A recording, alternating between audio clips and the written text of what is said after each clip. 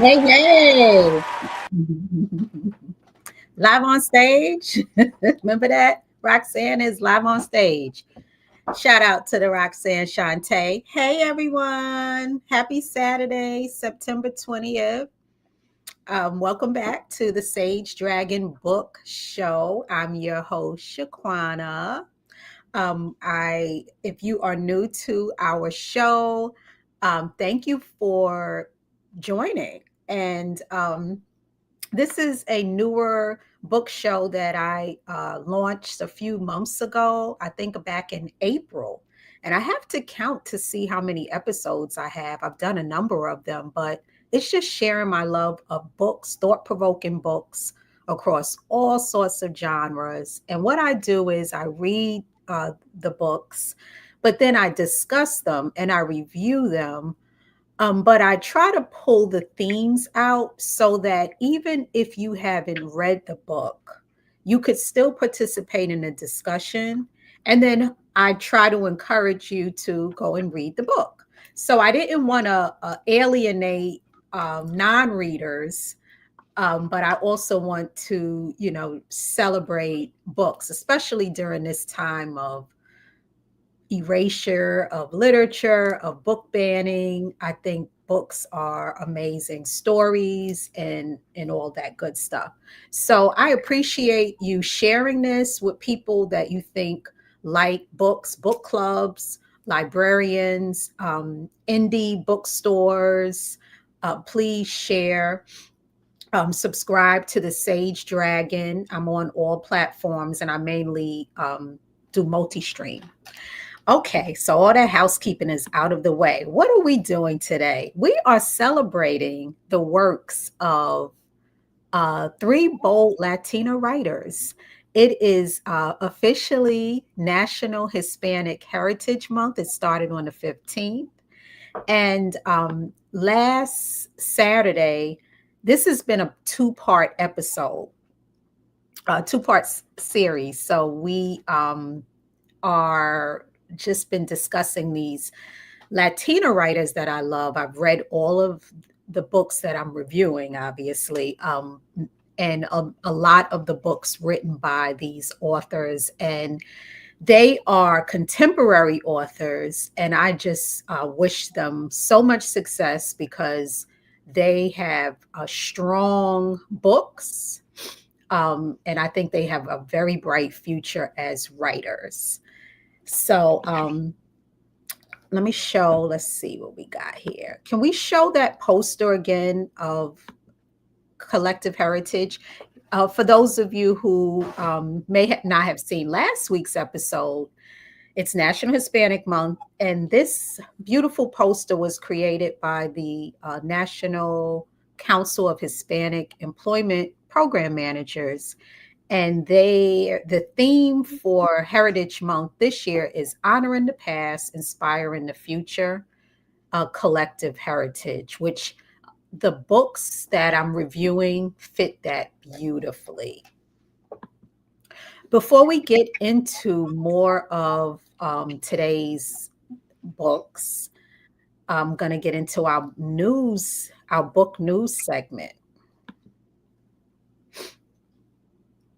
Okay, so I came across this. How do I describe it? This beautiful exhibit, and I cannot wait to see it. If for those of you who may be in the Rochester community, right now there's something going on called the Fringe Festival. They do it every year. It's a arts and culture festival that has a lot of avant-garde type of art, um, Cirque Soleil, different types of shows across different artistic styles. And one of the exhibits is called Art of the Book and Paper. And I had never heard of this, but it was created back in 2011 when the Rochester Public Library turned 100 years and they wanted to celebrate books.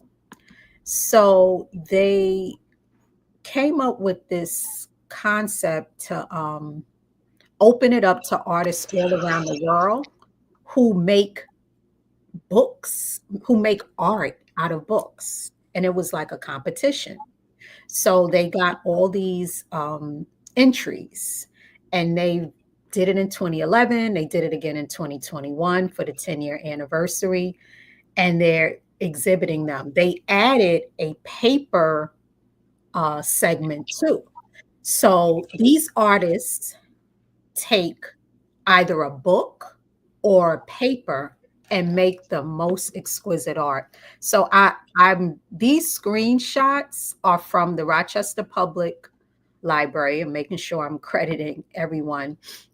And I'm only showing them for the purpose of encouraging people to go to see this exhibit. Now, this picture doesn't do it as much justice, but even when you go on the website, would you look at that to the left?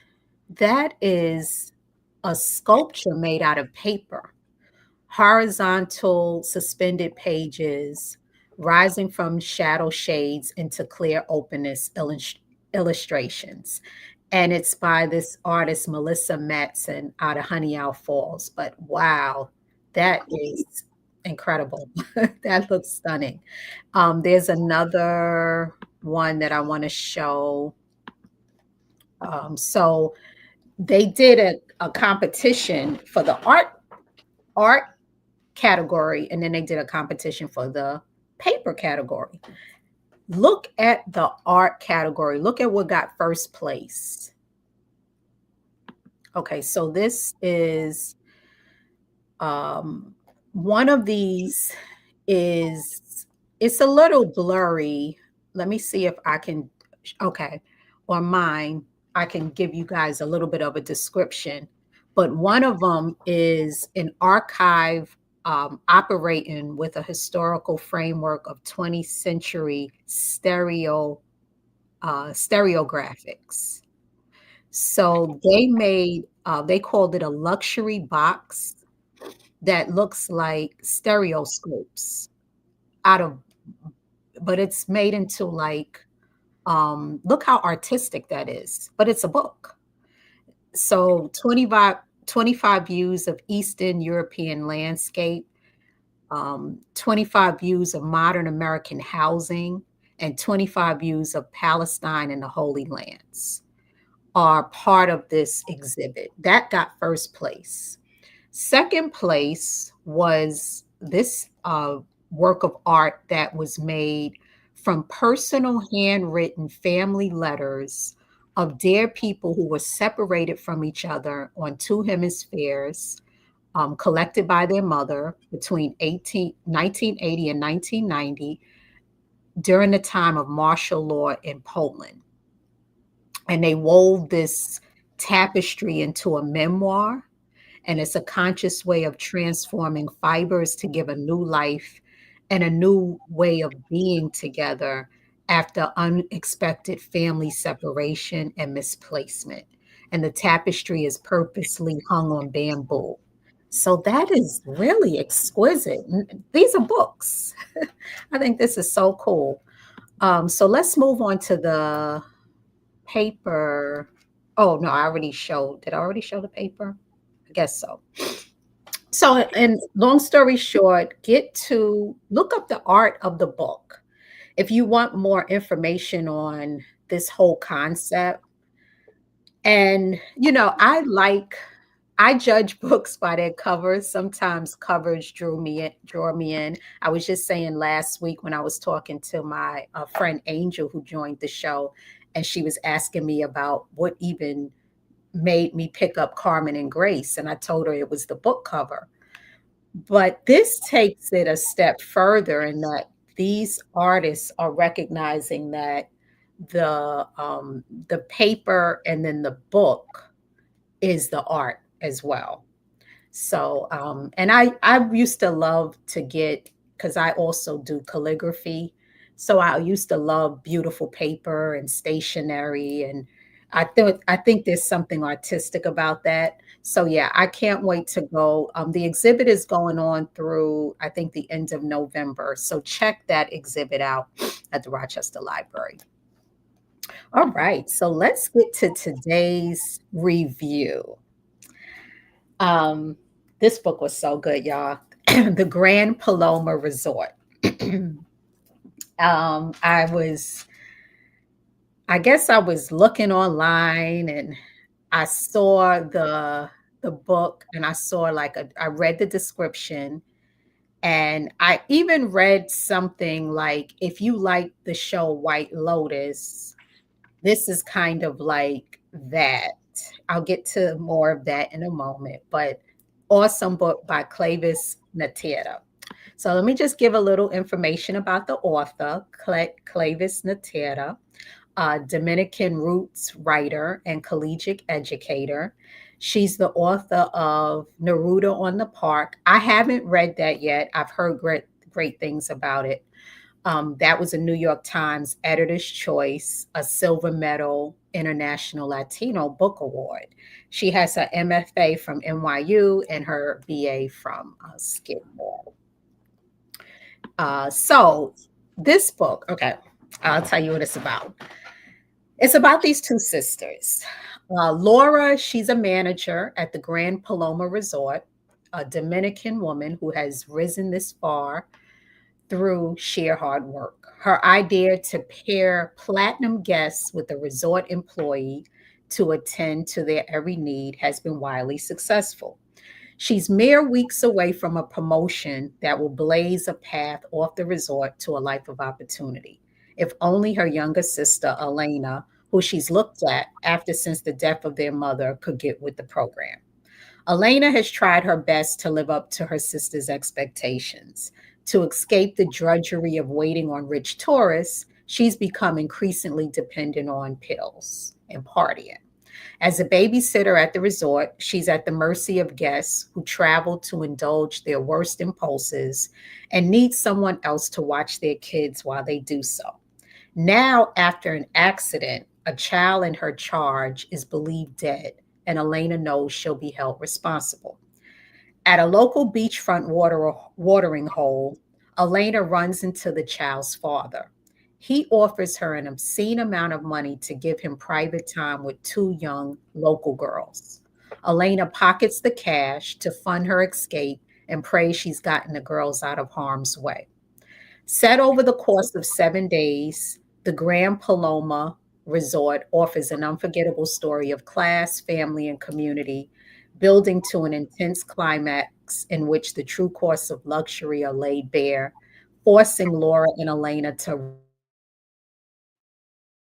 reckon with long held secrets and true acts of love. And that comes from the author's description. So there's no spoilers in what I just read. So I'll put this in my words. I just wanted to read the synopsis for you all who are just like, okay, what is this book about? So you got these two sisters who were basically left orphans in the Dominican Republic. And there's a 10-year difference between them. And so Laura's the older sister, and she worked her way up to work at this grand 5-star resort. A lot of wealthy people from around the world go to it. And it's a source of jobs for the locals. And she's running it, she runs a tight ship. But really, she wants to eventually leave the island because the island the she had a lot of tragedies. You know, her father was missing.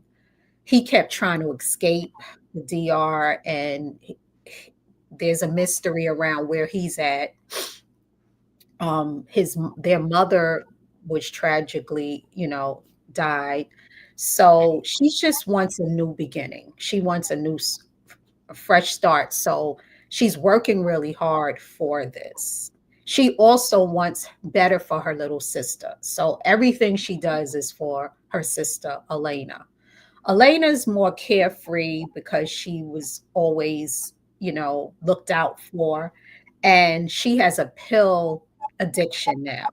So she is, as they said, she's babysits the kids when when the tourists come in.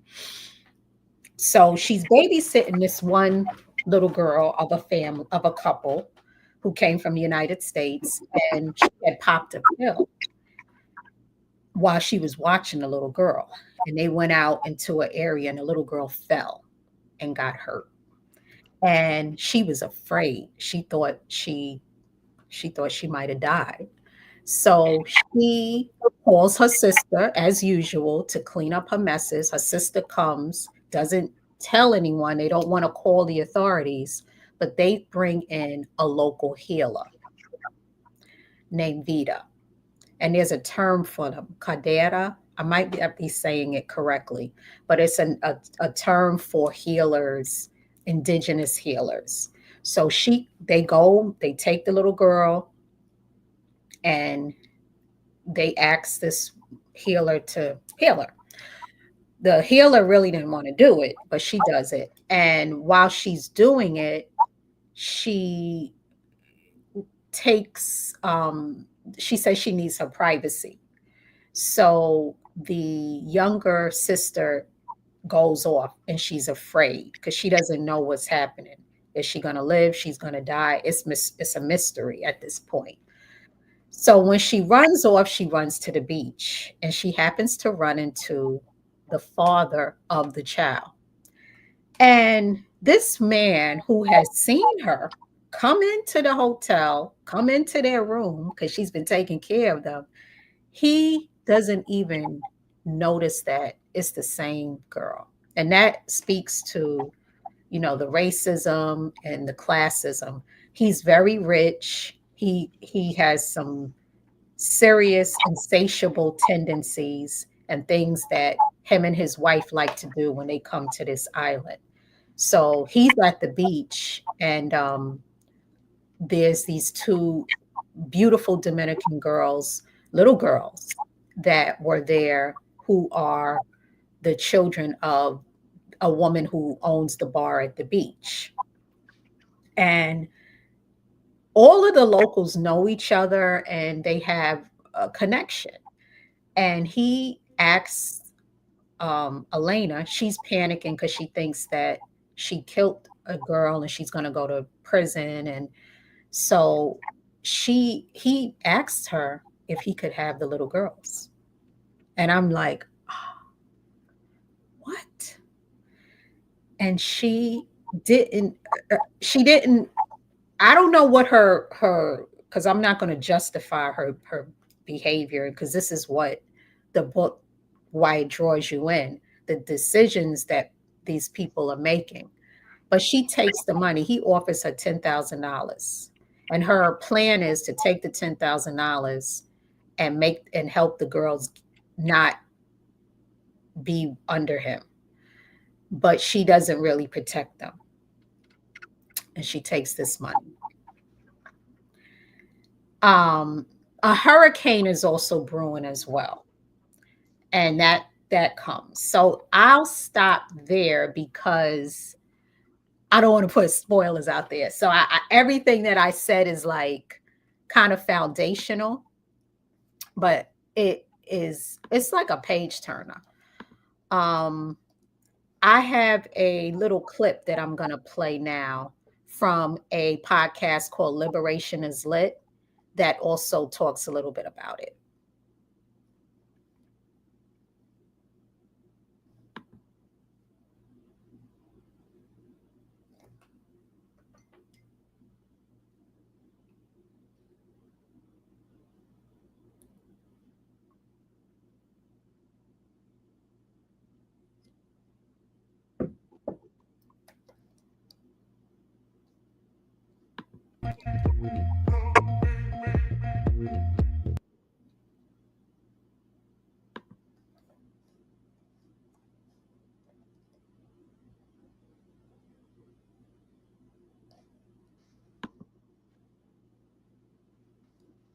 I think there might be a technical, let's see.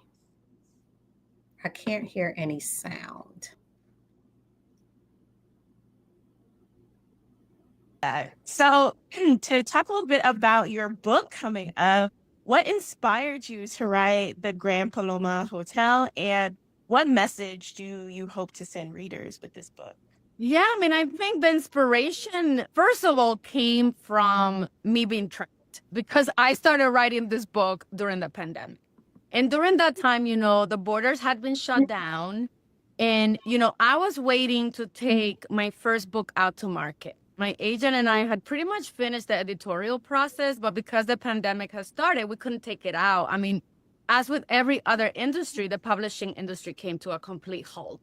And so, at the time, my agent was like, you know what, let's just kind of put it on ice. Let's wait a little bit until people are reading and making deals. And so, during that time, one of my friends, Angie Cruz, who wrote Dominicana, she's an incredible writer. She solicited me. She was like, oh, she was a guest editor at the Kenyan Review, which I adore. And she was like, do you have a story? Like, we're just looking for something short, like 2,000 words. And I had been thinking about writing from the perspective of employees at a luxury resort for a long time. I mean, like I said, I'm from the Dominican Republic. I love to travel. So I've been to Bali, I've been to Singapore, I've been all over Europe, all over Latin America. I love the Caribbean. That's like my favorite place in the whole planet. And so over the years, as I had been traveling, I had noticed just like what an interesting and fascinating place a resort is because you have this kind of collision of like these wealthy, privileged people. And what has been created is really a playground. I mean, it's like there's always some kind of barrier that separates the resort from the local communities. And then you have the workers who are usually local people, And so for me, I just over the years have noticed and have spoken to and interviewed people, both formally and informally, once I started writing this book. But I've just always had a fascination with like beautiful spaces and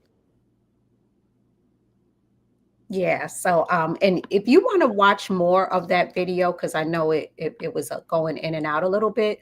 If you go to YouTube, Liberation is Lit. It's a great interview. We only showed a snippet because it's we don't want to take up too much time with it, but I really enjoyed actually that whole Liberation and Lit's podcast and that particular episode. So that gives you some background into the author and what she was trying to do. I also heard her, I was listening to her interview on the Brooklyn Caribbean's Literary Festival that they just had, which looked amazing. And she had a interview with this other writer where she was talking about how people have been comparing it to the White Lotus, but the difference is one, she already had this idea for years before that TV show came out. And also, she gets into more in depth about the lives of the locals, which is different from the White Lotus, because the White Lotus series, I watched all 3 seasons of it because I like it. It really more centers the privileged, the main people that are traveling. So there's a little bit about the locals in each of those series. Like the first season, they were in Hawaii. The second season, they were in Italy. And then the third season, they were in, was it Thailand, I think? And it's mainly about these very rich people that are going to these five-star resorts and all of their proclivities and interests and how they intersect with the locals. With the Grand Paloma Resort, you're getting um, very strong character development. Whether you like these characters or not, they're very interesting, because there's also um, Elena, like I said, and her sister, but then you have Vita, the woman who's the healer. You get into her, she gets into her life and her background. And there's a guy named Pedro who is very central to the story. And they get into his life and his family and his father's. The woman that runs the bar, whose daughters Elena sold to this man, they get into her, they get into the history. So I really think that that's needed more because, and it was partly why I wanted to bring this discussion to you all. It's not just that it's a good book, it's something that I think about how we intersect with these communities as we migrate and as we travel. Because there's different reasons why humans migrate on the planet. We migrate for pleasure in the case of this book. We migrate for survival and for mobility. We migrate for safety. You know, there's different reasons why people move, or else you would just stay exactly where you are. So, all of that is really, really fleshed out. There's so many powerful themes, like they talk about tourism, class, privilege. They also get into beauty. The there's a lot of, you know, colorism when it comes to, you know, the culture and the divides between Haiti and the Dominican Republic. And the oldest sister, Laura, has some self-esteem issues, self-image issues. Like she wears her hair in a weave, and the texture of the weave doesn't match her thick, you know, hair. And she goes through great lengths and spends, like, saves up for a whole year to buy this hair, and goes to this, you know, beautician to install the weave, and ties her sense of authority to the hair, meaning she doesn't even feel like she can walk around that resort and demand this respect that she needs to be the boss of the resort without this long weave. So it really has you thinking about the standards, the European standards that a lot of women feel that we have to, you know, achieve in order to be beautiful and to have beauty be the currency to help us with the upward mobility, because she's trying to be upwardly mobile.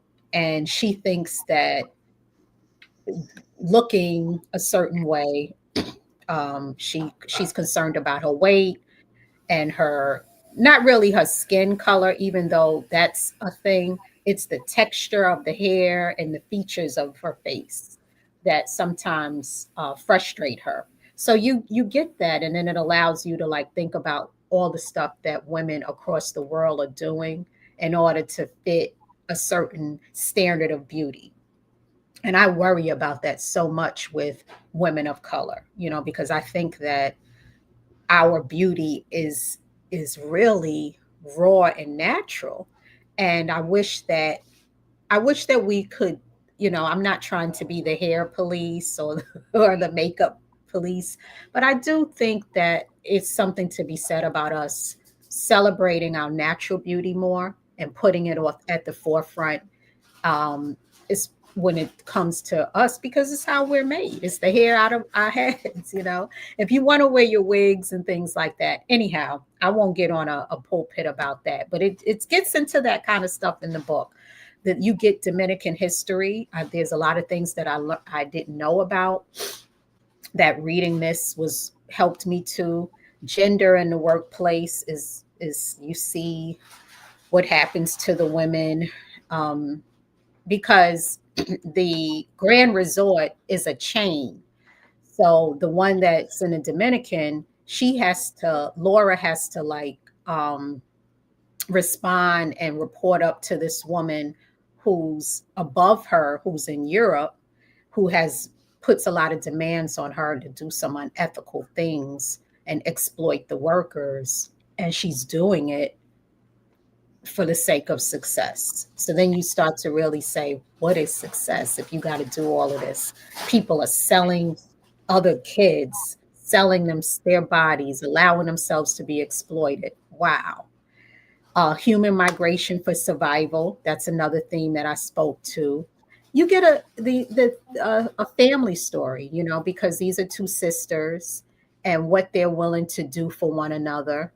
And another theme about it that really touched me is ecology, this, it's so descriptive because the resort sounded stunning. It is like, wow, they had the birds and all this glass, but they get into talking about the tension between creating these real fancy, incredible resorts and what it does to like the land and the areas in these communities, and how sustainable it is, that you're using all this water for maybe a small superficial reason.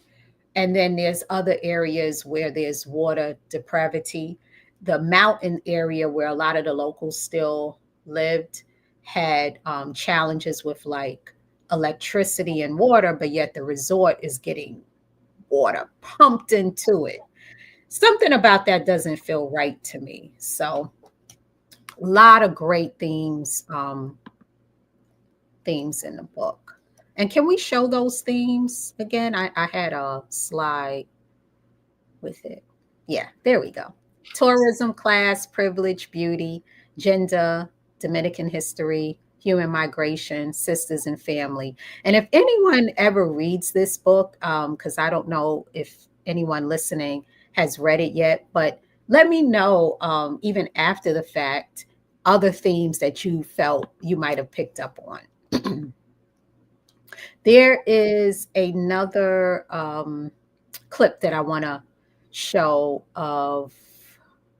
This might be, I can't remember. Okay, no, I don't think this is her reading it. This might be a little more information about the book. Well, I mean, I think what I get grounded by is really part of like the question that you asked before, because we're having such a good time of forgetting to answer part of the question. I do think that like part of what keeps me grounded is what I want the reader to get from the book. And so, one of the things that I think about a lot in the portrayal of privilege in the Caribbean is that very often I feel like our stories are not represented. And even when you think about stories that do like a beautiful job portraying the setting, right? So like they really show how magnificent the Caribbean is. I think a lot of times like we don't get to be the protagonist, even when the stories are being told from our places of birth and like from the places where we're from. And so like part of what I wanted this book to do was to like introduce curiosity to my readers, whether they're Dominican people or they're, Americans, because, I'm a U.S. citizen. So whether they're from my, hometown here in the U.S. or they're from the Dominican Republic and global, I just want people to come to this book with a sense of curiosity and for the book to evoke in people a sense of what are the complexities that surround race in a place like the Dominican Republic? What are the complexities that surround gender? What does it mean to be a woman in the workplace and in certain places? I wanted this idea of freedom and how freedom is really a collective desire. So like, I really believe that we as people of the global majority, and I'm talking now about Black people in the world, like, I don't think that we will ever be free or liberated unless we are collectively seeking freedom. And so like for me, and I know I'm like, oh, this book is so fun, let's go. But like I also wanted to inspire in my readers that sense of, you know what, we are better than our worst mistake, and we are just as good as our community. We are going to grow when people love us. We are going to grow when people give us a chance to be our best selves. And that all of that is rooted in a knowledge of our history, in our knowledge of our collective liberation, and maybe even the idea that love of each other, made families, blood families, all of that is like an important aspect of what we should all be striving toward. Yay, exactly. Um, looking out for one another, learning, taking the time to be humble, to listen to the figure out our connective cultures as Black and Brown people, and seeking that liberation, and supporting one another through it, forming some real collective action. Something that I before I get to reading, I'm gonna ask this question because I'm for vacationing and traveling, but sometimes I wonder. I've been wondering when it comes to tourism, how healthy it is to go to these resorts and go to these places. When you hear about the exploitation of the workers and the safety issues that happen, even when you hear about things that happen to the people going, because let's be honest, a lot of people that travel to these places have gotten harmed as well. It's not just the resort, the locals. The economic inequality is so extreme on the planet that it causes desperation and hunger, and it's continuing to do that because the economics is so extreme. So nobody seems to want to fix that. So people, it's going to breed more desperation, and when people are desperate, they do bad things. And then you have the extreme of the privileged who feel like they deserve everything and anything they want, like this man that felt, even though he was married and he had a daughter, he wanted to have sex with other little girls. Like I just, there's no justifying that. So you have all these extremes and different people touching down together with no real respect of one another. So I wanted to pose the question out there. How can we enjoy vacationing and traveling to resorts while minimizing the harm to the locals in those communities and while keeping ourselves safe? So if there's anyone out there, I'd love to hear your.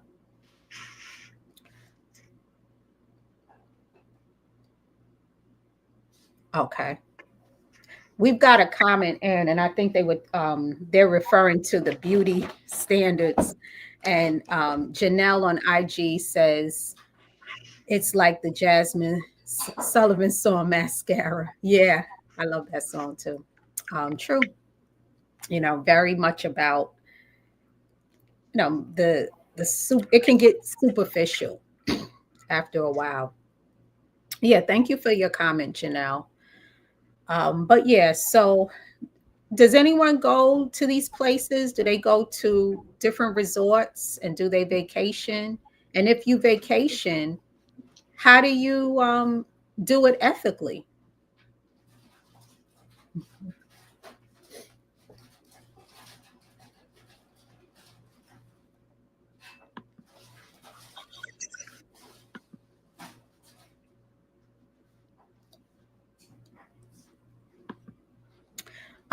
Yeah. So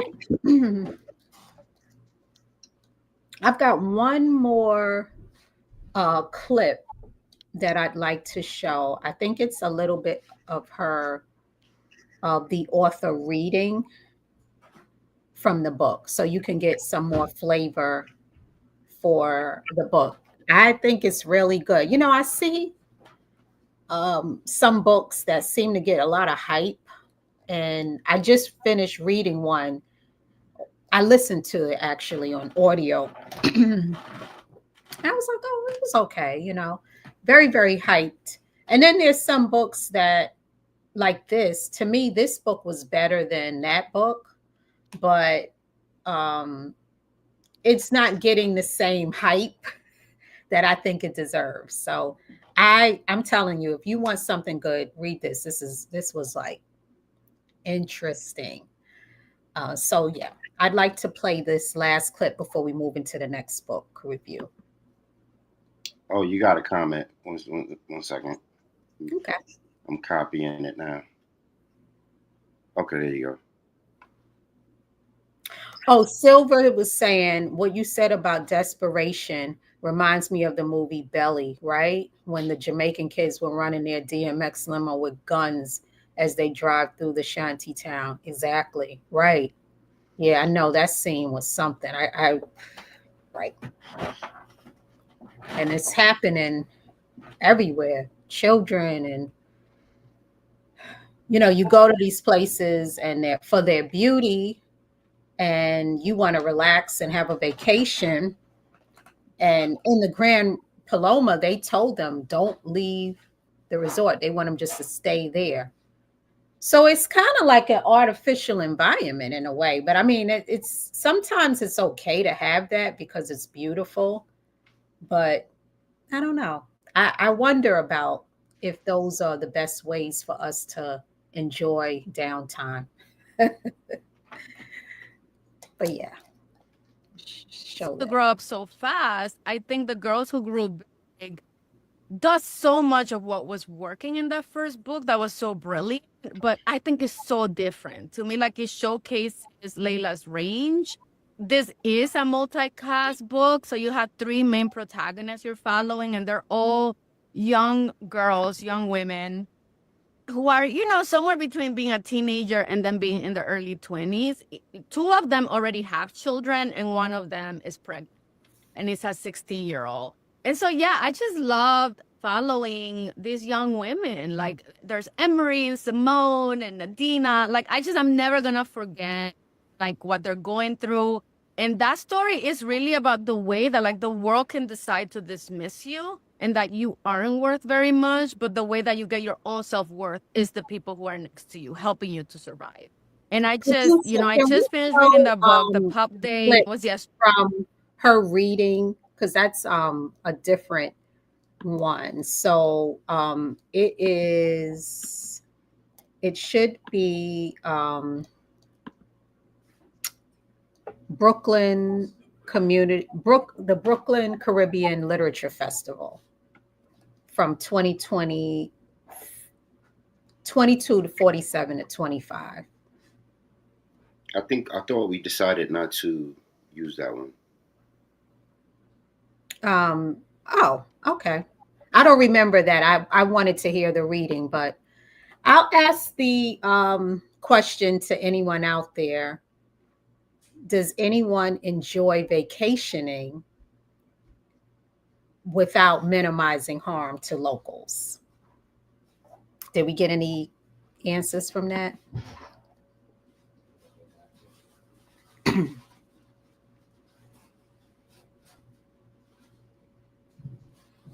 Okay. So,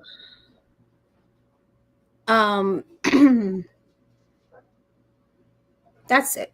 That's it for that segment. Let's move on to the next segment. Olga dies dreaming.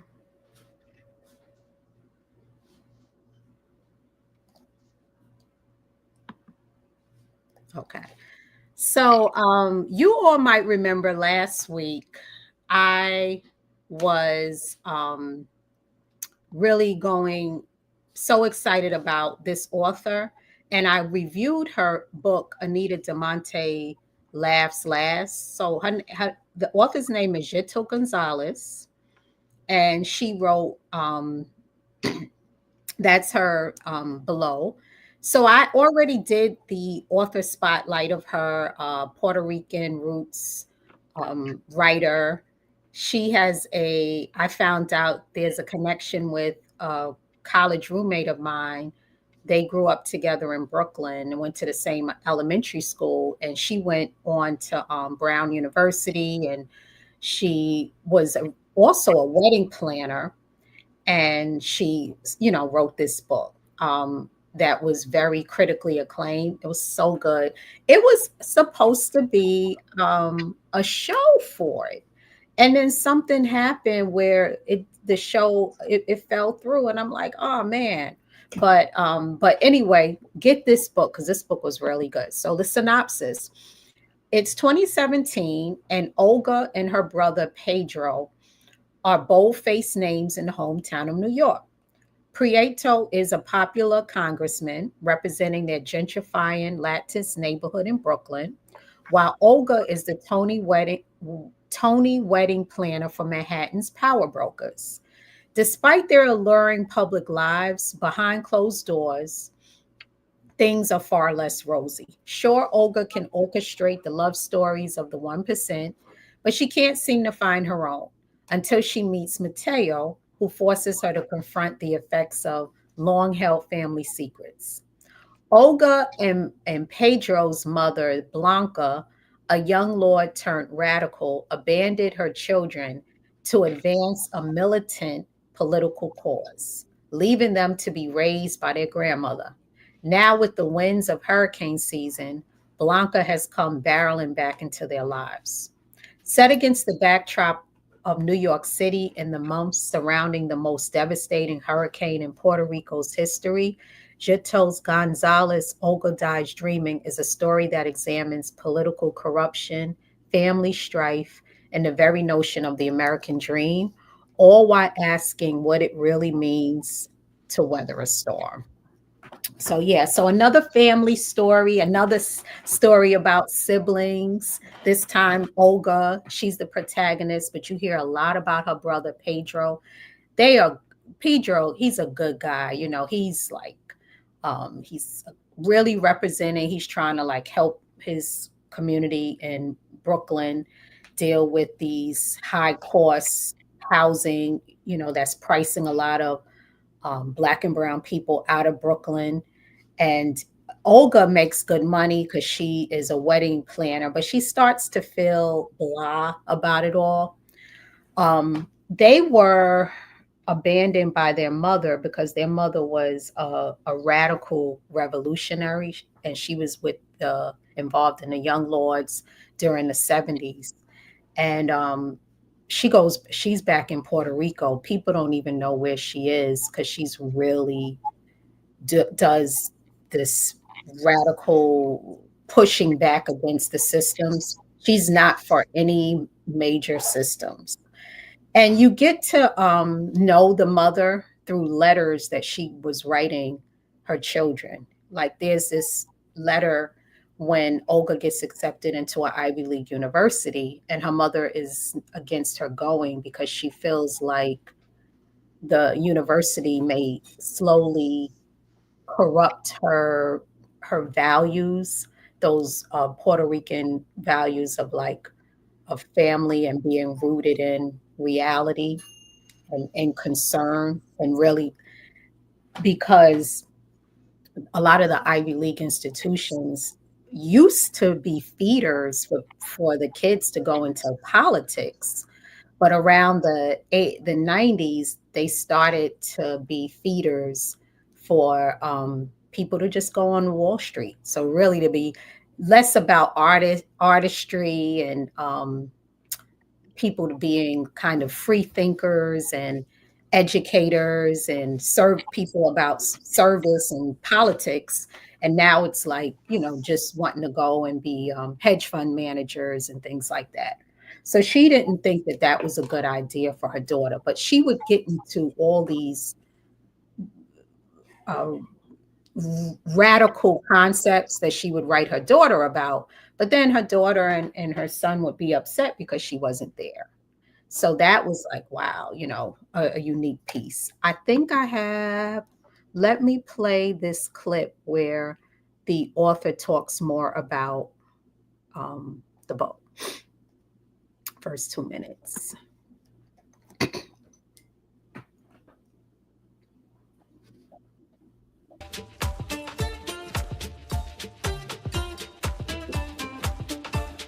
In the novel Olga Dies Dreaming, Olga is dreaming about being successful and rich and happy, and she's on her way. As the wedding planner for the elite of New York City, she enjoys a life full of the finer things.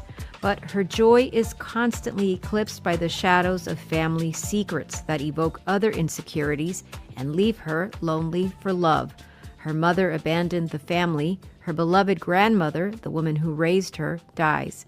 Her brother Prieto is a popular congressman, but his life is breaking down too.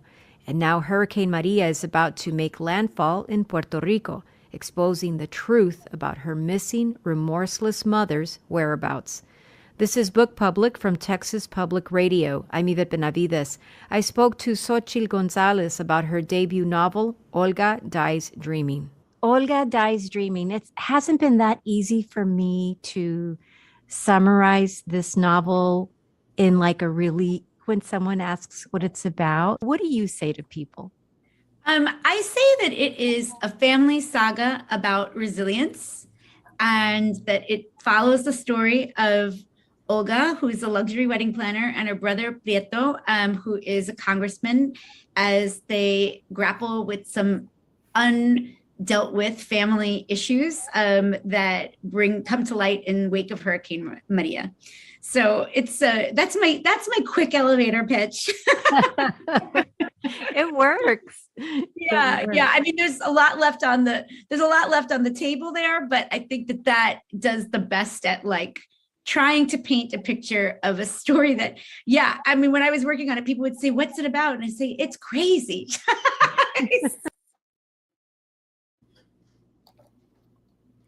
I can't wait to meet her because she's funny. No, this book was really good too. Family, you're getting Puerto Rican history, which I'm very. I grew up in New York City, grew up in Queens, one of the most culturally diverse boroughs. I believe it is ranked the most diverse borough, and it's one of the most culturally diverse cities in the world. You're getting Afro Latina liberation movements, which I like to delve more into, and I think we all should during these times. Gentrification has been a theme of a lot of BIPOC authors that have grown up, that are writing up from like Brooklyn and New York City, because our families were living in these areas in the 50s, 60s, and 70s and 80s, and they had bodegas and we were supporting them. And then all of a sudden now, over a 30-40 year period, it's like impossible to get a house in some of these same areas, and the amount that they're trying to charge for these homes don't justify what they look like. So dislocation in place is another part of it. Class divisions, it gets into love. There's love, but there's Olga, there's a love story there. Her brother is gay, so you get LGBTQ love represented. And once again, loyalty, which is actually a strong theme with both of the books that I reviewed today, because in the Grand Paloma, all the loyalty between Elena and her sister and what it cost them.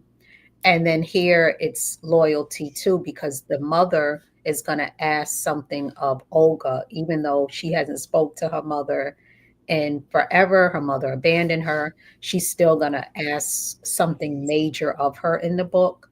And I won't say what it is in case you want to read it. So all of that you're getting in this great novel. So get Olga Dies Dreaming. It's excellent. I have another video to show.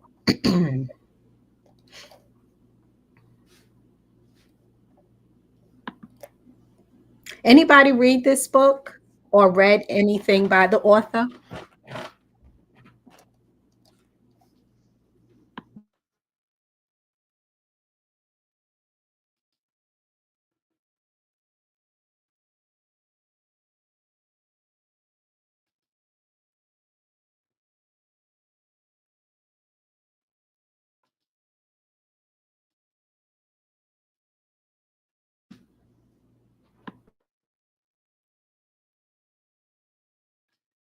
Jose Ortega y Gasset.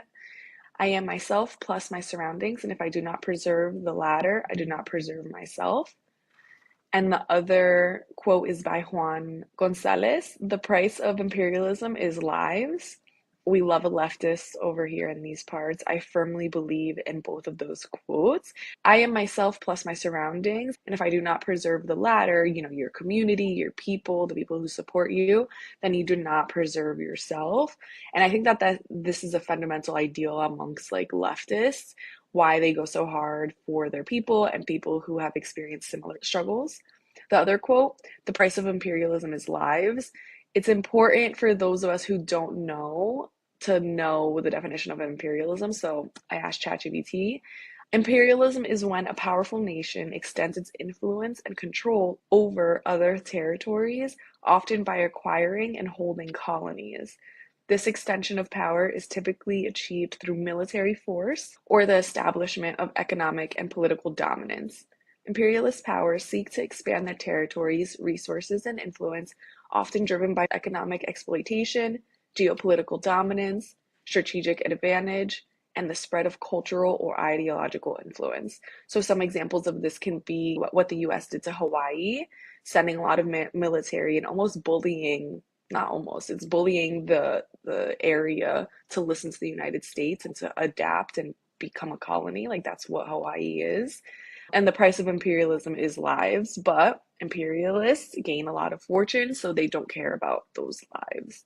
And in today's book, Xochitl goes into great detail about how the US exerts its imperialistic powers over Puerto Rico, another colony. So let's get into Lo Bueno. The book starts out going into great detail about how the overall ambiance at a wedding can be a reflection of the wealth of the people getting married.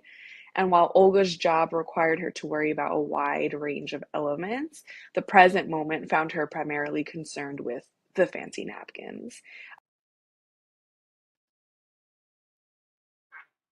Yeah, that clip is from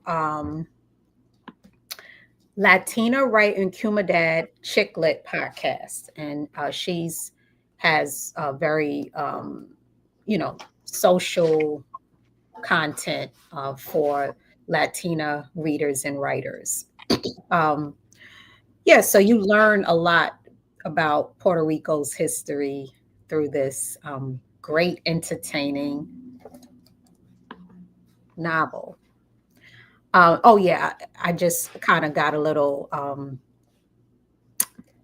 I was thinking some. Hold on, there's so much going on right now in my mind, and then this comment came up. Janelle on IG said, "I haven't read this work, but I will after your review. Sounds like a page turner." Yes, both of these books are really good. The Grand Paloma and Olga Dies Dreaming. Excellent. They're very good plots, and I I heard Jitel, the author, talking about how much of a miracle it is when a book gets optioned for a series, because this was optioned for a series and then it fell through.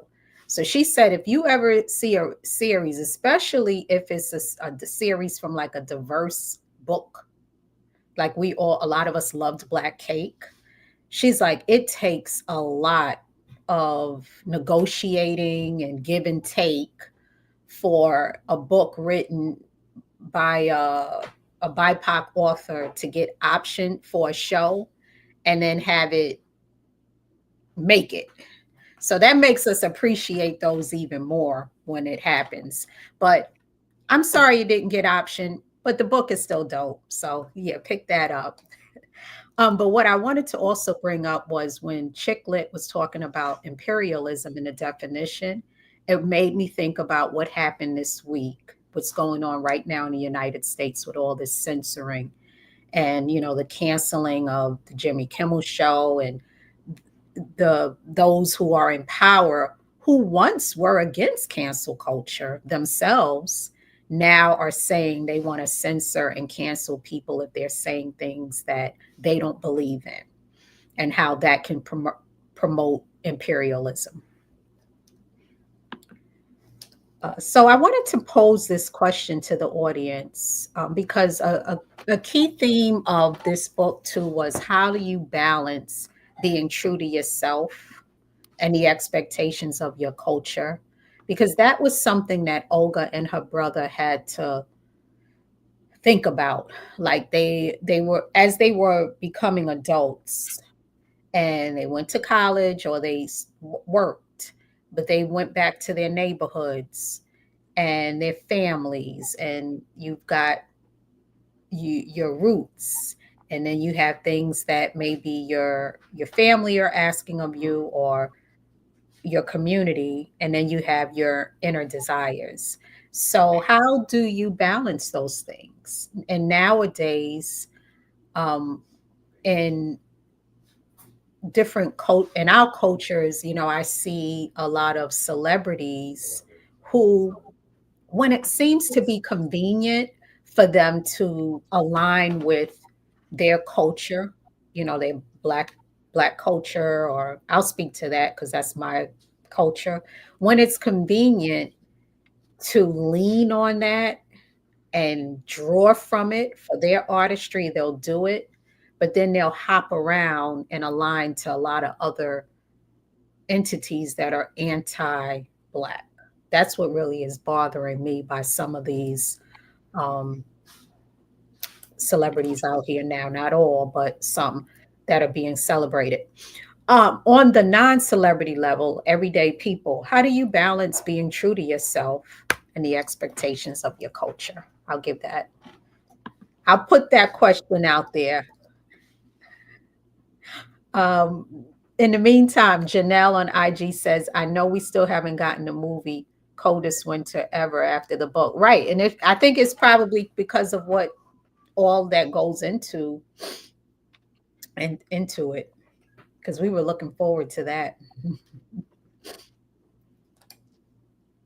So how do we stay true to ourselves while balancing expectations of your culture? Anybody want to tackle that one?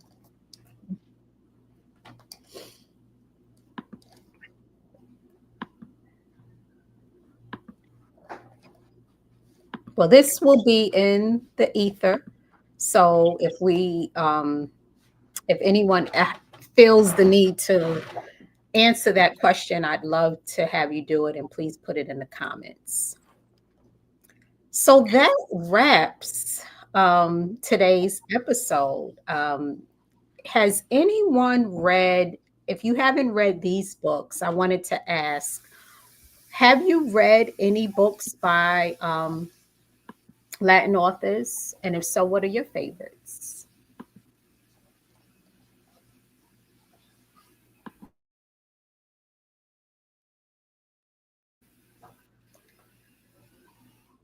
So I am going to be continuing this series, and next week I'll be going into our men, our Latino authors. I haven't forgotten about the fellas.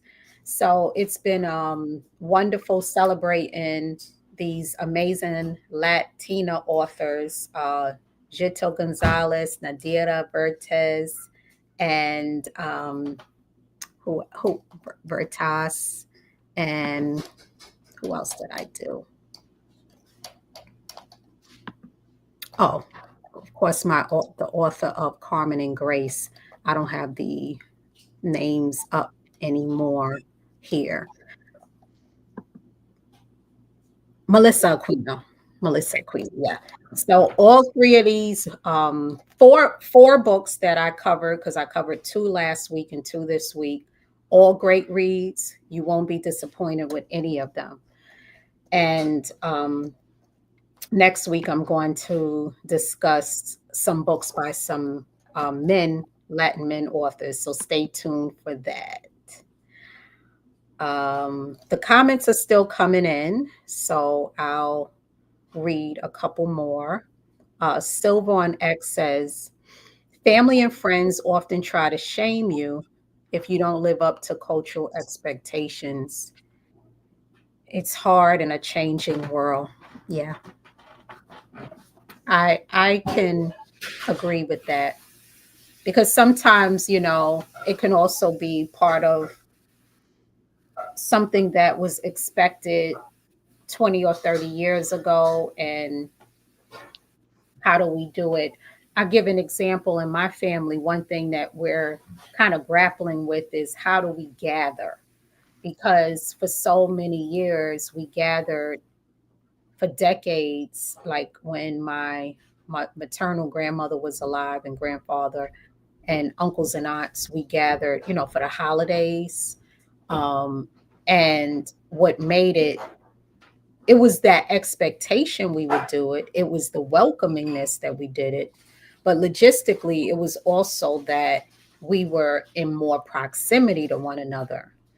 And then not only did my grandmother pass away, who was a huge glue for that, there's been a lot of movement with different family members. So we're spread out now. So we still long for having like those family gatherings during the holidays, but then it's like harder now.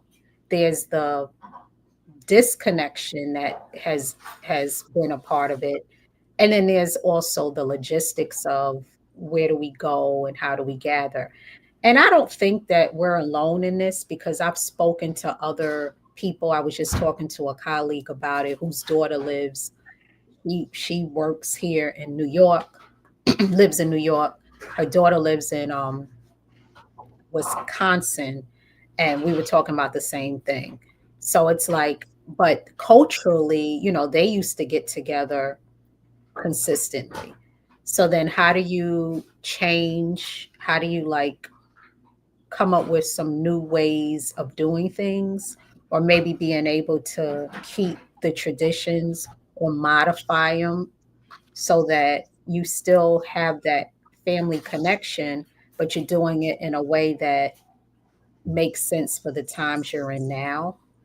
But that takes work. That's the part of it too. It takes conversation. It's not just all being online. It takes like humility and people being willing to listen, maybe do some compromising, some negotiating, and real deep level conversation, not just guilting people or trying to be manipulative, but really being loving. Um, Oh, we got a book recommendation. Janelle on IG says Hurricane Season. Okay, by Fernando Melicore. Thank you for that recommendation. I never heard of that. She says it's, or he says it's a great read, Janelle. Thank you. Yeah, that's my homegirl from junior high school. Hey, Janelle. Thank you. Hurricane Season. I'm going to have to look that one up.